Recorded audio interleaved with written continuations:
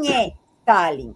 Já que a gente falou da personalidade, quem foi Hitler na sua intimidade perversa, na sua estrutura psicológica deturpada, quem foi Stalin? E por que os gulags? Quem que teve a ideia de criar os gulags? O que eles queriam com os gulags? Porque, inclusive, eu li um livro pesado pra caramba, mas é um dos meus livros mais favoritos do mundo, que chama Prisão Pitesh. Eu amo esse livro, porque... Da Romênia, né? Oi?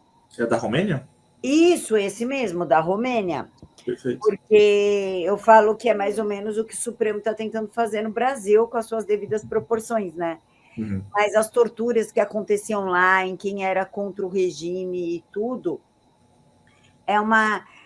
o Stalin ele conseguiu fazer um sistema de tortura e perversão que foi dominando aquela região. Então, ele era mais inteligente que Hitler. Quem foi esse cara? O que foram os gulags? E o que gerou o Holodomor, que a esquerda tenta negar tanto o Holodomor como eles tentam negar o Holocausto Armênio? Joseph Vissarionovich Stalin é uma figura bem peculiar. O Stephen Kotkin, que ele é o meu historiador preferido, o biógrafo preferido do Stalin, até o volume 1 da trilogia que ele está fazendo, que é o Paradoxos do Poder, já saiu pela crítica, né? História Crítica. Excelente livro, o melhor livro escrito sobre Stalin. Ele fala de que se houvesse uma competição nas Olimpíadas em criar e estabelecer ditaduras, o Stalin seria medalha de ouro. Compara-se Mao Tse-tung, Stalin e Hitler, os três grandes ditadores do século XX. De fato, nem Mao Tse-tung nem Hitler conseguiram exercer e angariar tanto poder arbitrário quanto Stalin. Hitler teve que dividir o seu poder com alas dos setores que ele não gostava do exército, da burocracia e do próprio partido nazista em muitos momentos, sim. Ele não teve o poder absoluto que a gente pensa que ele teve, não, ele não teve. Mao Tse-tung é a mesma coisa. Ele teve que expurgar grandes parcelas do Partido Comunista Chinês porque estava se criando uma resistência e uma oposição ferrenha depois do grande salto para frente. É por isso que ele fez a Revolução Cultural, para expurgar a sociedade e dos seus inimigos do partido, né? Stalin, contudo, principalmente depois do grande terror de 37, 36, 38, consolidou um poder quase inaudito na história humana de discricionariedade política. Ele, talvez nos últimos 200 anos, foi o homem que realmente mais chegou perto de deter o poder absoluto de vida e morte das pessoas do seu país. Estamos falando de 140 milhões de pessoas na época do regime soviético. E, de fato, o mais estranho para mim em Stalin é que ele não era um psicopata. Ele claramente não era. Mas como assim? O cara matou milhões de pessoas? Não, calma. O Stalin, de fato, nunca matou ninguém diretamente. Ele assinava listas em nomes anônimos, né? E, de fato, ele chorava por pessoas que ele gostava muito e que morriam perto dele, né? Ele tinha grandes afeições por certas pessoas, muitas que, principalmente pela filha dele. Enquanto ele deixou o filho dele morrer no campo de concentração, ele amava a Svetlana, que era filha dele, amava de coração muito, fazia tudo por ela. E ficou totalmente arrasado quando ela fugiu para os Estados Unidos. Então ele não era um psicopata no sentido que ele era absolutamente frio e sem empatia pelos outros. Não, ele tinha, sim, empatia, ele era um ser humano, como todos nós, ele tinha empatia por certas pessoas, mas, de fato, algo aconteceu na personalidade dele durante a instauração do regime bolchevique que o modificou profundamente. Veja, o Stalin, antes de ter contato com Lenin, o Stalin era um assaltante de banco, né? Ele não era a favor de uma revolução armada e violenta, por exemplo. Ele achava que os bolcheviques tinham que ser mais comedidos, tinham que ser mais cuidadosos. E quem muda de opinião de vez é o Vladimir Lenin, que o convence de que a ditadura e o terror são necessários. Stalin aprende com Lenin no Terror Vermelho, quando Lenin chegou ao poder, ocorre a Guerra Civil. O Stalin vê a eficiência de Lenin em matar não apenas membros do Exército Branco, mas também dissidentes esquerdistas do próprio regime bolchevique.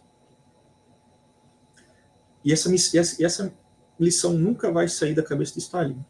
Quando ele faz os expurgos nos anos 30, ele de fato estava aplicando o método de leninismo que ele aprendeu com o seu líder Vladimir Lenin, de controle político e assassinato dos seus rivais, o que Lenin fazia.